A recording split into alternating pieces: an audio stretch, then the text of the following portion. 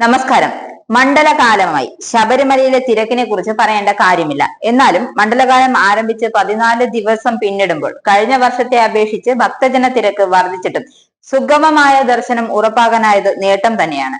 അക്കാര്യം വിസ്മരിക്കാൻ സാധിക്കുന്നതല്ലെന്നും 25-ലധികമുള്ള വിവിധ സർക്കാർ വകുപ്പുകളുടെയും ഏജൻസികളുടെയും സംയുക്ത പ്രവർത്തനങ്ങളുടെ ഫലമായാണ് ഇതിന് കാരണമെന്നും Devaswom board president advocate PS Prasanthan വ്യക്തമാക്കി. മുഖ്യമന്ത്രിയും മന്ത്രിമാരും നൽകിയ പിന്തുണയും നിർണായകമാണ്.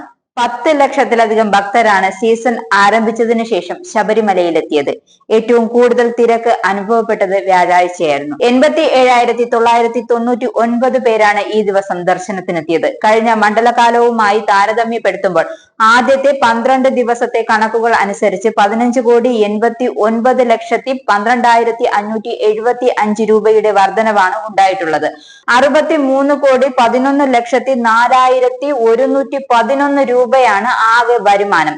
അപ്പം അരവണ വിൽപ്പനയിലും വൻ വർധനവാണ് രേഖപ്പെടുത്തിയിട്ടുള്ളത്. കഴിഞ്ഞ മണ്ഡലകാലത്ത് 12-ാം ദിവസം വരെ അപ്പം വിൽപ്പന വഴി ലഭിച്ചത് 31,90,245 രൂപയും ഈ തീർത്ഥാടന കാലത്ത് അപ്പം വിൽപ്പന വരവ് 35,328,555 രൂപയുമാണ്. അപ്പം വിൽപ്പനയിൽ അധിക വരുമാനമാണ് കഴിഞ്ഞ വർഷത്തെ അപേക്ഷിച്ച് ഇത്തവണ ഉണ്ടായിരിക്കുന്നത്. പമ്പാ നദിയിലെ തുണി ഉപേക്ഷിക്കൽ, മാളികപ്പുറത്തെ തേങ്ങ ഉരുട്ടൽ തുടങ്ങിയവ ശബരിമലയിലെ ആചാരങ്ങളുടെ ഭാഗമല്ലെന്ന് തന്ത്രിയും വ്യക്തമാക്കിയിട്ടുണ്ട്. ഇത് സംബന്ധിച്ച് ഭക്തജനങ്ങൾക്കിടയിൽ പരമാവധി ബോധവൽക്കരണം നടത്തുന്നതിനാണ് ബോർഡിന്റെ ശ്രമം. മാളികപ്പുറത്തടക്കം ഉദ്യോഗസ്ഥരെ നിയോഗിച്ച് കാര്യങ്ങൾ നിയന്ത്രിക്കും. കേരളത്തിന് അകത്തും പുറത്തുമുള്ള ഗുരുസ്വാമിമാർക്ക് ഇത് സംബന്ധിച്ച വിവരങ്ങൾ നൽകും.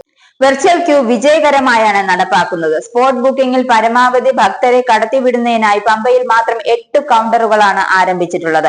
ഭക്തർ തങ്ങളുടെ ആധാർ കാർഡ് മാത്രം കയ്യിൽ കരുതിയാൽ മതിയാകുമെന്നും പ്രസിഡന്റ് വ്യക്തമാക്കി. 18-ാം പടിയിൽ പോലീസിന്റെ ഡ്യൂട്ടി സമയം കുറച്ചതും സന്നിധാനത്തെ ക്രമീകരണങ്ങളും ഭക്തർക്ക് ഏറ്റവും സുഗമമായ ദർശനമാണ് ഉറപ്പാക്കുന്നത്.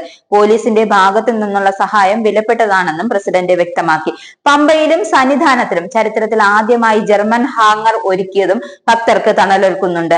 ആഗോള അയ്യപ്പ സംഗമം ഡിസംബറിൽ അവസാന വാരം നടത്താൻ ബോർഡ് ആലോചിക്കുന്നുണ്ട്. ആചാരങ്ങൾ സംബന്ധിച്ച പ്രചാരണം സംഗമത്തിന്റെ പ്രധാന ലക്ഷ്യങ്ങളിലൊന്നാണെന്നും പ്രസിഡന്റ് കൂട്ടിച്ചേർത്തു.